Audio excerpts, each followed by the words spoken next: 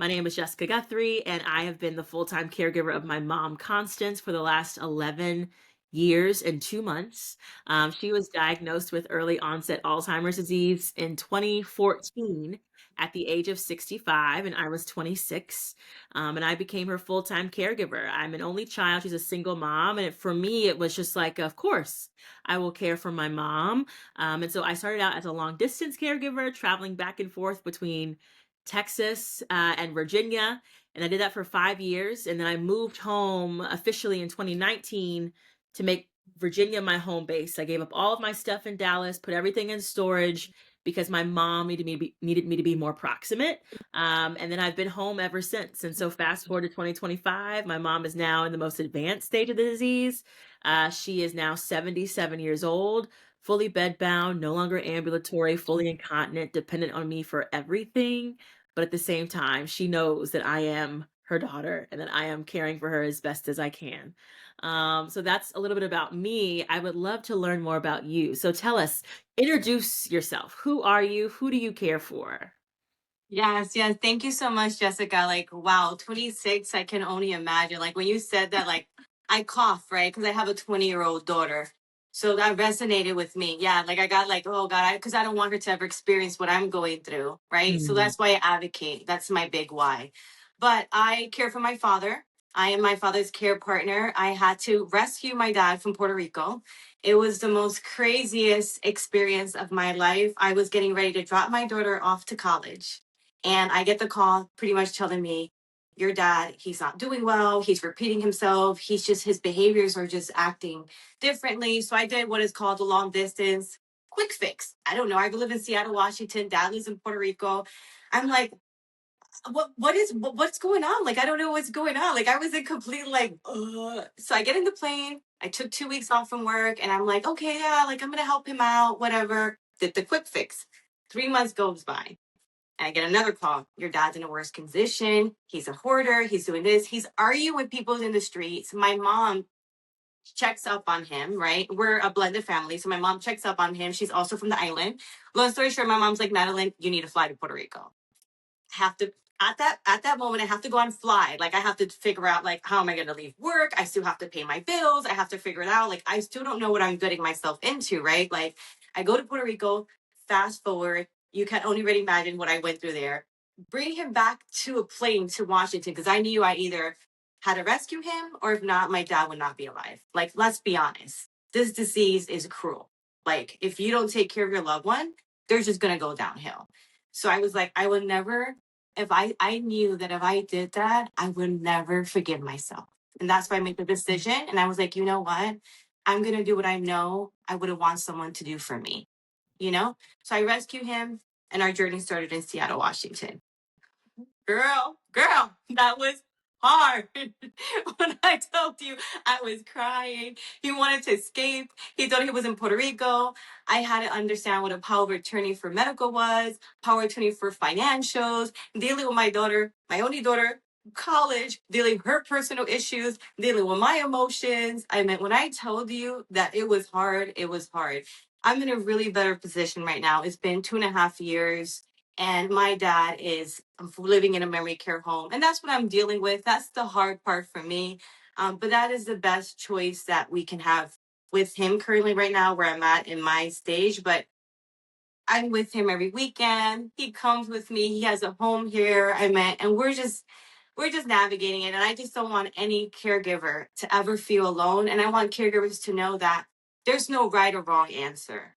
Whatever works with your schedule, whatever works with your person, and there's different ways to care for them. So that's kind of like a little bit about me, like the whole little scenario. Yeah. Okay. Let's rewind.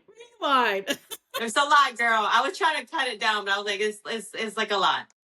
So you said this was about 2.5 years ago. So how old was your father when you rescued him from Puerto Rico? So my dad right now, he's 73. He was about 70 years old. But when I started looking at his doctor's note and reading like all his like what was going on, because I knew there was something wrong with my dad. But living in Puerto Rico and living in Puerto Rico and me living in Seattle, it's hard to understand, like you and your mom, right? It's like you're like, my mom says something strange, but like maybe that's old age, Right. right? Mhm. That's what I thought. When I started reading his paperwork, Jessica, he was 67 and he was already having signs, Mhm. but we didn't know. Mhm. Mhm. Was he living alone? He was married at the time. Okay. Okay. Yeah. But it's easy to be like, "Oh, it's the stress," or, "Oh, it's this." Like, you don't actually put the pieces together, especially if you're not there. And so I get that. So 67, and then He it's was 70. 67 when I started reading like how he was starting to, I guess, say that he had memory loss, but they Ooh, didn't know that it was Alzheimer's or dementia. They thought like it was something else. First, they thought he was depressed. I thought right. he was depressed. That was the first thing. And so he didn't want to talk to his neighbors. He wasn't sociable. He didn't want to go to the parties. But my dad is like the partier. And I was like, that's strange. And he's like, girl, I don't talk to my neighbors. And I was like, okay. Mm. Mm. He would Mhm. get lost, going to his favorite place, go fishing. I thought he had too much to drink the night before or something. Like I wasn't thinking about it, right? I was thinking like, oh, he just had a good time. He's just having a bad day. Yeah. Yep. Interesting. So did you get the diagnosis in Puerto Rico, or did you wait until he got to Washington with you? I waited here because in Puerto Rico, that was the reason why I rescued them. And I tell this to any long-term care. You gotta watch your person because if not, they will not give them the right medication. And my dad, they were giving him medication to put him to sleep instead of dealing with the problem. Mm. So that's when I got hot. And I got spicy there. Yeah. Like, "We gotta fix this now. We are gonna." I understand. And so Yeah. when you moved him, you mentioned this piece around, him not necessarily being the most comfortable immediately. Like, how did you create this sense of home and connection for him in this transition? It was hard. I ain't gonna lie to you because you're breaking his routine. I pulled Mm, him from the island and I brought him to rainy Seattle cold weather. very Completely different. culture shock. Let's be honest, a complete culture shock. So at the beginning, like any of us, I didn't know how to deal with Alzheimer's or dementia. I started finding research. I started resourcing. I started calling everybody. Hey, have you dealt with this before? I contacted the Alzheimer's Association, got with support groups. I immediately I was like, I need help because I needed to. And then what I realized was that in the beginning, like we all do, I was correcting him. He got upset. I was not letting him manage his money. He got upset. I was keep taking away all his, how would we say it, like him as a person, right? Because I wanted to be like, I felt like I have to take care of him. I have to take care of him. But then I started to kind of like say, okay, this is not working. Something I'm doing is not working. And I started to educate myself, to be honest with you. Got resources, started connecting with people, started talking to people that were going through this journey. And that's when things switched for me. And that's when I was like, you know what? I'm just going to meet him where he's at. He don't want to shower. That's fine. Whatever. You know what I mean? It's like, I just had to start changing things. And I noticed that music was our key, Jessica. Like we put music on and we're just like, his mood goes from like upset to like, I'm like, okay, that's working. And every time I would take notes and notes on what will work and what wouldn't work. And I wouldn't tell him what to do. Cause remember, he's still my dad. Like your mom is still your mom. So it's just, how can I communicate with him different now? I notice on your social media, you post videos of like, I unscrewed the cabinets just a little bit to give him some purpose to, put them back together. Or, I've created this task for him. Tell me what led you. It sounds like creating a sense of purpose and dignity was the driver behind it. But how does he respond to those things? Like, what do you notice when he feels like he's being helpful? Girl, he loves it. He loves it. So what happens is that sometimes, as all of us, we're busy, and I want to spend time with my dad. I want him to spend long time with me. So when I bring him home, I have to plan it. So that's when I came up with his purpose. I was like, he's a superintendent in Manhattan, in New York City, and we started with like little things. Like honestly, my husband's like, let's unscrew real quick, like the chair. Let's see if your dad can do that, and he can do that. And I was like, oh man. Mm. I said, wait. we're going to keep this going. So we started unscrewing things around the house. And then one day I needed 2 hours so I can do some other personal work. So I said, I'm going to screw the doorknob. And guess what? He was so happy. He was there for 2 hours. I could not believe it. And he took a nap. He put himself to sleep after that. Yeah. He And was he like, was "I'm like, tired. Work over." but Love what works for me is that we have to put disco 70s because my dad does think he's 35 to 40 years old. Like, kid you not. We have to put disco 70.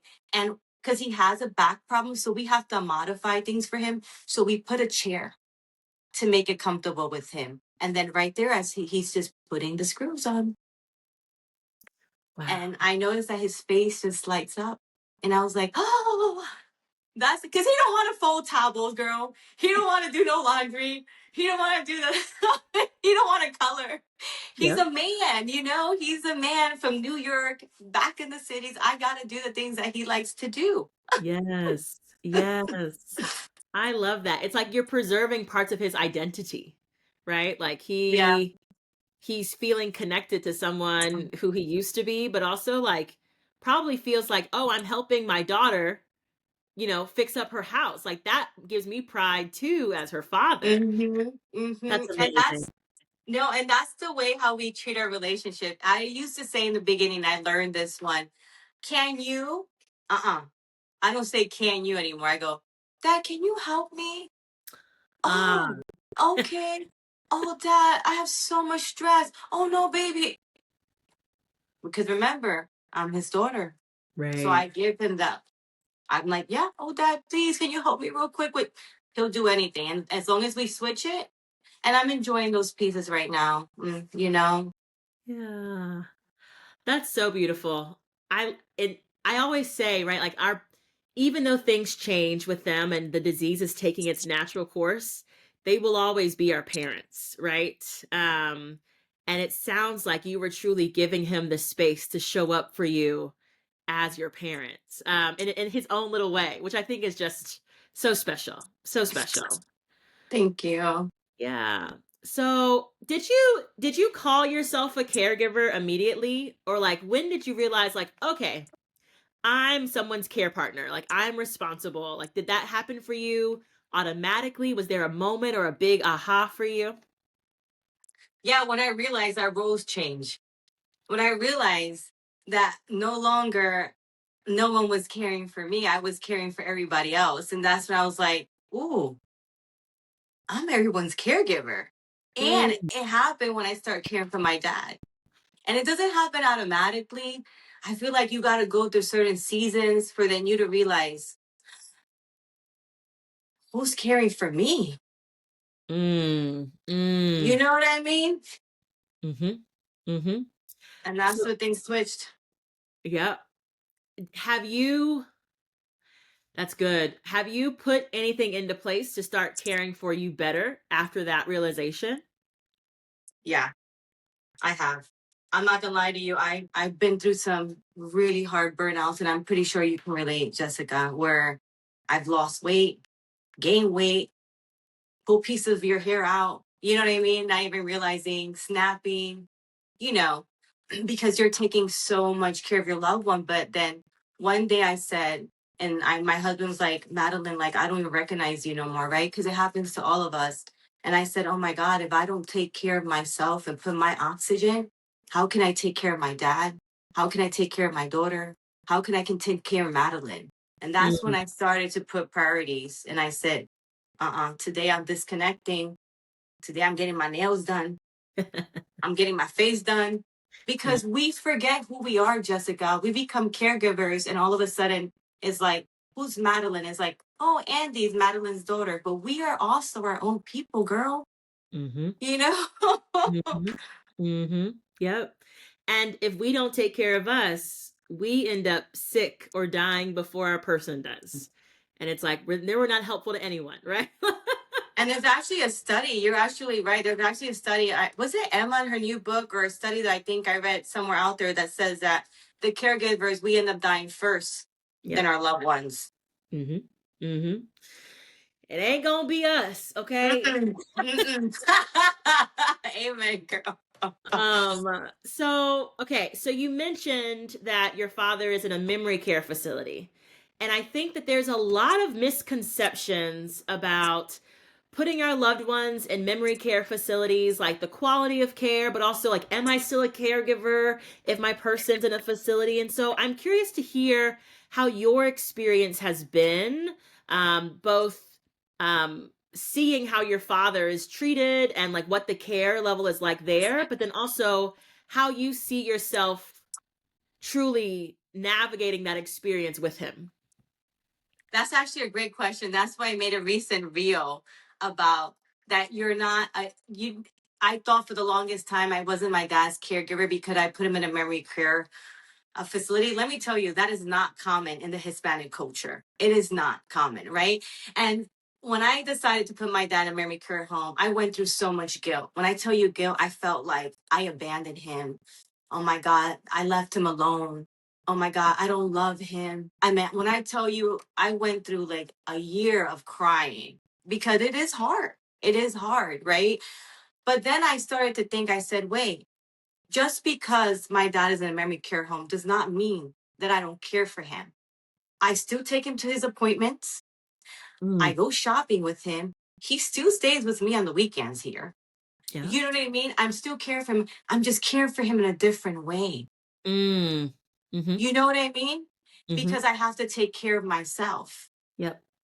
And I know that my dad, if he was in his state of mind, he wouldn't want me to put certain burdens, you know what I mean, on myself because it is hard full time. And I will say that, Jessica, you need a village to take care of your loved one. It is hard when it's truly yourself, and you know that you can relate to that. When you Mm-hmm. have no family members calling you that live 5 minutes away, that hurts. You preaching, Maddie. You preaching. Yeah. It hurts, and then you start becoming resentful Mm-hmm. and you get upset and you go through all these emotions that not everybody understands. Mm-hmm. So for me, it took the longest, Jessica. I thought honestly, I would be like, I abandoned my dad. I can't believe that. And I'm like, no, because you know why? I show up every day for my dad. I call him every day. We're on the phone. Bobby, good morning. What you doing? I give him a purpose. We visit him. I have a calendar here. I tell my sister, when can you visit him? Then I Mm-hmm. visit him. You know what I mean? Maureen, can you bring him to my house on Friday? I'm still connecting. The doctor's appointment, the home doesn't take care of him. I take him to his doctor's appointment because I need to make sure I understand what's going on with my dad. Mm-hmm. So anybody that's out there that has their family in a memory care home, you need to check up on them. Just because they're in a memory care home does not mean that they're taking care of them. You got to check. Like in Puerto Rico, we say, I que echar el ojo. Because you got to check up on them. It is true. You know what I mean? Mm-hmm. Mm-hmm. Yep.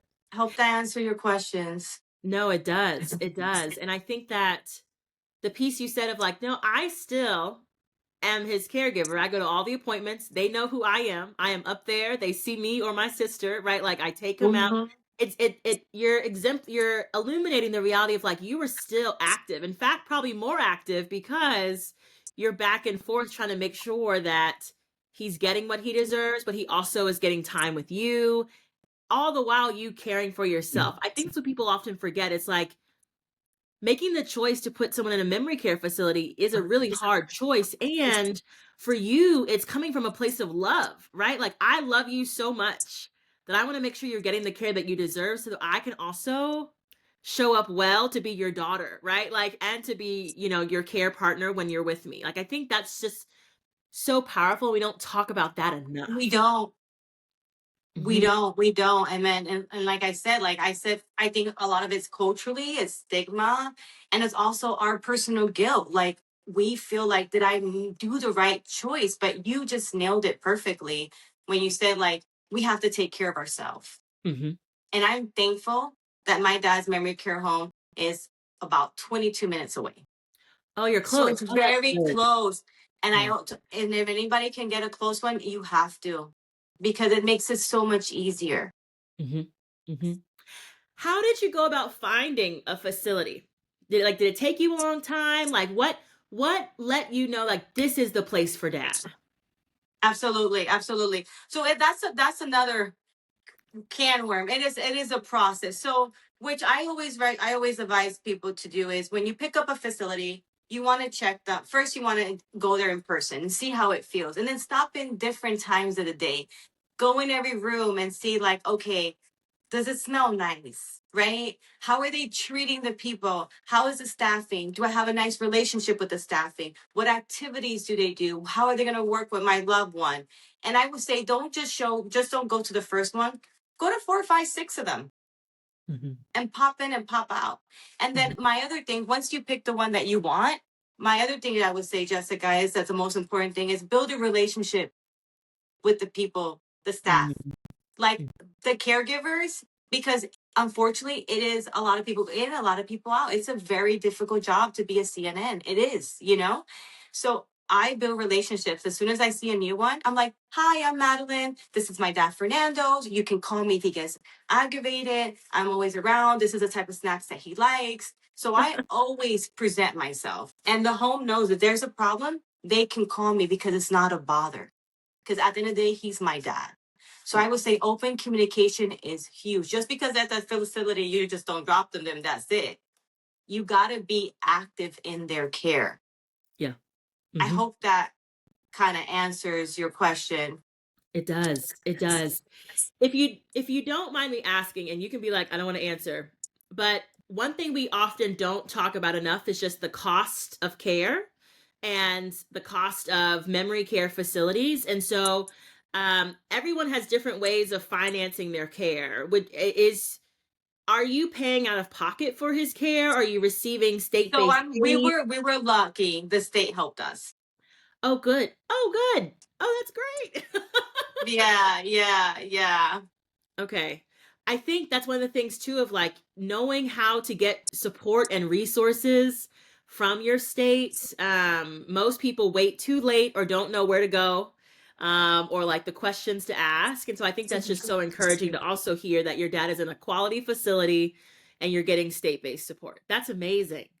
Yeah, and you don't know honestly if you qualify or not until you just until you try. You just have to try. Like I have a friend that recently she's in the same situation that I went through about 2.5 years ago, and she found out that her dad was in the military. So she's getting amazing help from the VA. So you don't know until you kind of go through the whole medical history, right? And go through all their finances and Yeah. just kind of figure out like, okay, did my dad serve or did my mom serve, or do they have long-term care, even if they have something, what did they have, you know what I mean, just kind of go through all the little buckets. But if you can start with the state help fund, you can start from there, and then from there you just start kind of like eliminating things little by little, and see what works for you and what doesn't work for you.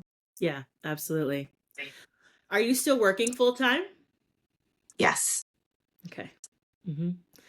But you have the space to at least do the work while your dad is not with you during the week. That's helpful. Yeah, yeah. Really I'm helpful. thankful that I do work remote.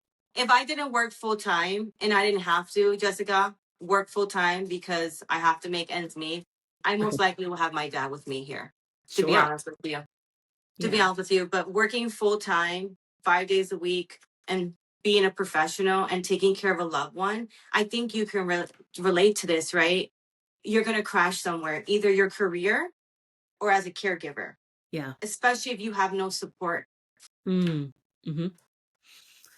Yes, I relate very well to that. I, I mean, I've worked this whole time. I've been a caregiver and I'm grateful to have had such a flexible work environment. Like, I think our companies, organizations play a huge role for when it comes to supporting workers that are also caregivers. And I'm just fortunate that I had family medical leave that was paid. I had a manager that was really empathetic. I had colleagues that saw me as human. So, but Oh, that's not the norm, which is so hard no. for people. And that's, we're entering an age where, one out of three workers have some sort of care responsibility. And Yep, so yep. like it's not us that has to give up everything and figure it out. Like our companies need to do so much more to support those of us who are working in caregiving because it'll be everybody before we know it, right? And you know what? You're right, because everybody is caring for someone one way or another. Do you know what Yes. I mean? One way or another, someone's caring for someone, or Yeah. it's going to happen down the line, like you said, or someone in your neighbor is going through this. Someone in your friend group is going through this. They're just keeping in silence, and there's no reason to keep in silence. And that's why I'm really big on advocating, because I kept in silence for too long. Mm. You know what I mean? And at the end of the day, we just need to break the stigma for everything. We just need to normalize it. And that's why I'm all like, can we just reinvent how we see things? Can we just see things differently? Can we Mm. bring the joy? You Yeah. know, Yes. that's how I try to see things. So, what would you say to someone who is a newer caregiver? So, they've just started this journey, right? And they're overwhelmed. They don't know what to do. Like, what would be your advice to someone who is working full time, balancing a family, and is now faced with having to care for a parent that is about to navigate some form of dementia? That's a good question. I will say to them to breathe. We Yeah. have to breathe. We forget to breathe. To know that just because you don't have all the right answers at the moment, it's okay. Yeah. And to ask for help. That was something I didn't do in the beginning, because I was very prideful and I was like, I got it all. I can do it all. I'm Maddie. I'm Superwoman. But burnout is real. And if you can't take care of your loved one, you can't take care of yourself. Yeah. You know what I mean? And then to look at all the different ways, Jessica, on how you can navigate this, put everything in paper, right? If I stay with my loved one, what will happen at home? If I put them in Mm. memory care, what else will happen? If I can hire someone to help me 2 to 3 hours a week, is that a possibility? Do you Hmm. see what I'm saying? Look at all your options. Is my job flexible where I'm able to do X, Y, and Z?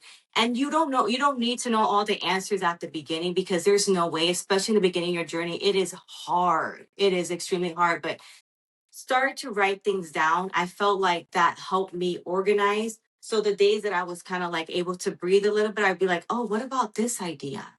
Can I do Mm. this? Hmm. Do you know what I mean?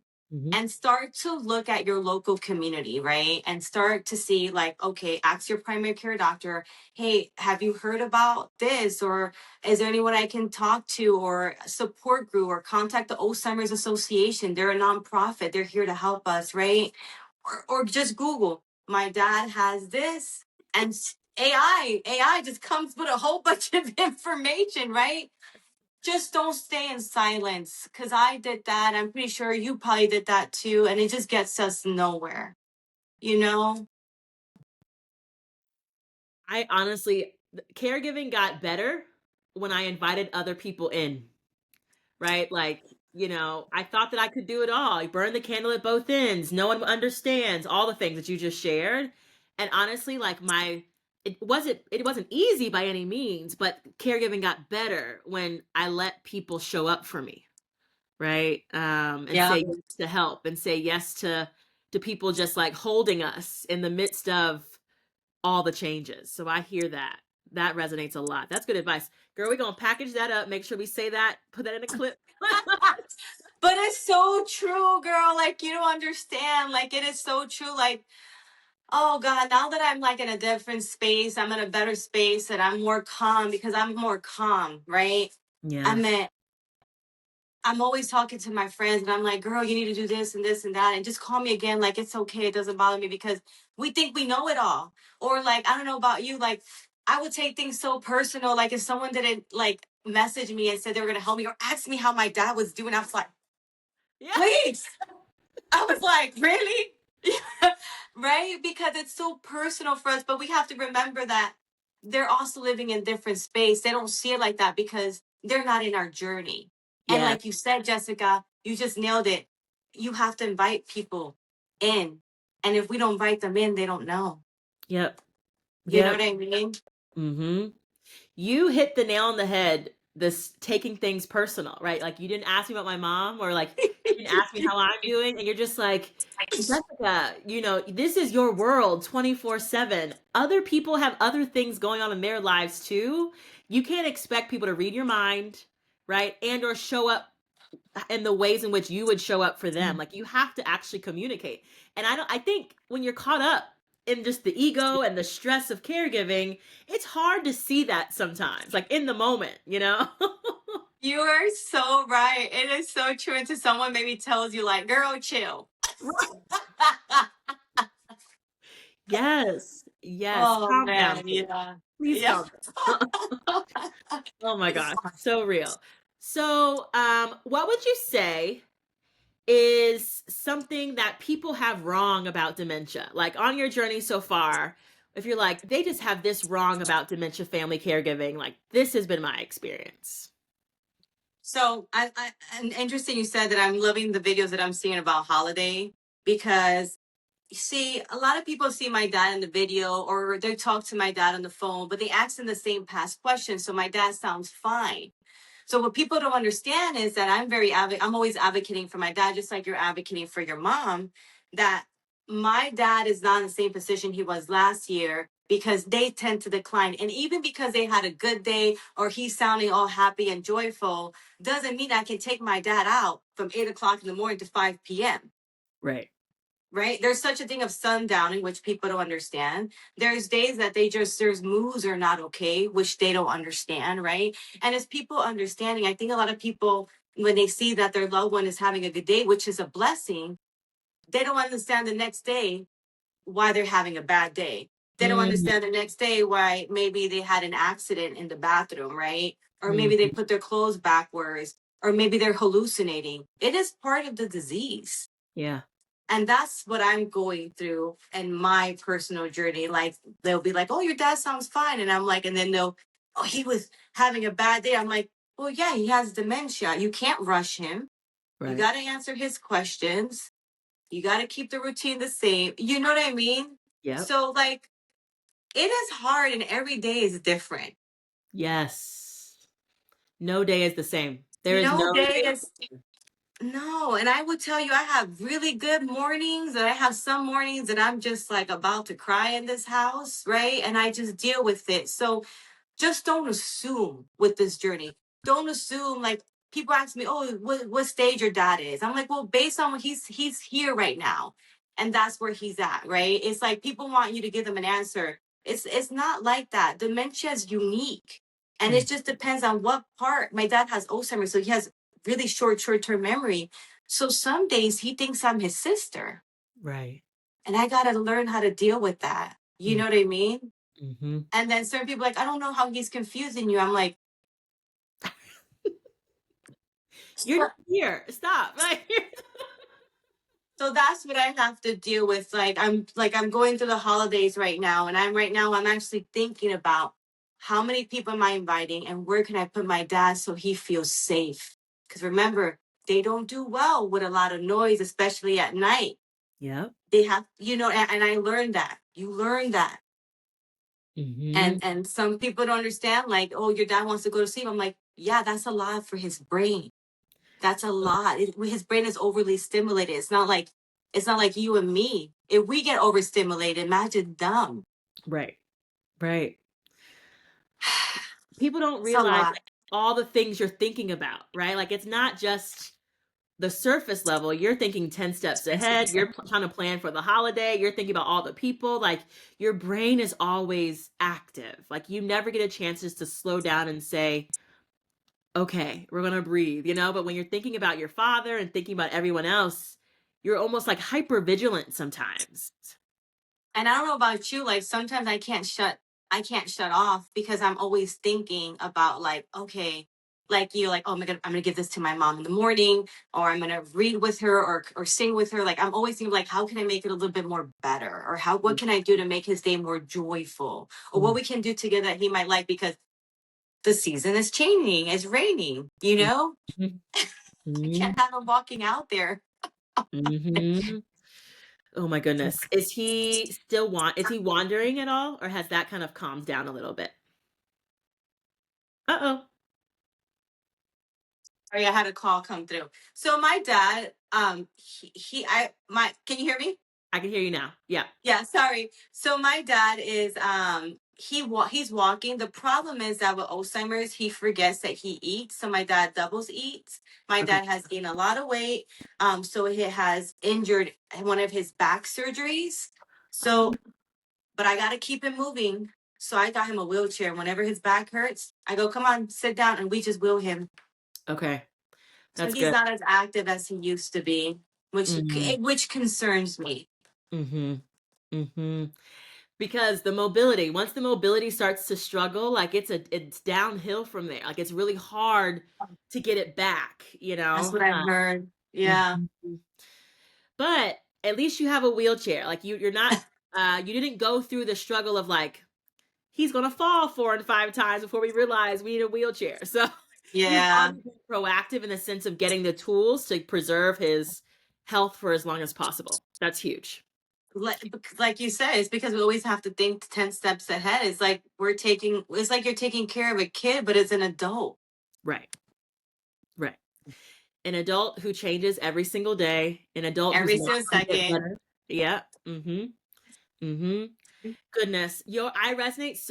Our worlds are so different, but are so similar, and just how you're navigating the challenges and thinking about your dad, and it's just been so encouraging just to hear how you have navigated this for yourself. And I'm just really grateful that your story will be able to be heard from so many people who are also either in the journey or beginning their journey.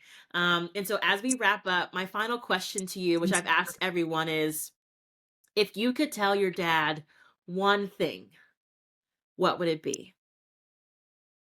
Girl, that's why you got everybody emotional with this guy. That I just love him so much. And he has taught me unconditional love to Mm. this journey. He has taught me patience and that I'm sorry he has this disease, but I am gonna fight until my last breath. Until one day we can find a cure and no one ever feels alone, and that I love him. That I'm always thinking about him. Ugh, so good. I know your dad is so grateful for you. All the ways you have sacrificed for him and all the ways that you show up for him and preserve his dignity. He may not always say it, but just know that he is so grateful for every choice that you've made to protect him, to love him, and to care for him the way that you do. Yeah, it's hard. Yeah. Yeah. But you doing it, girl. I It's know, I know. I was like, I hope she doesn't ask me that question. I was like, she's not because she already asked it.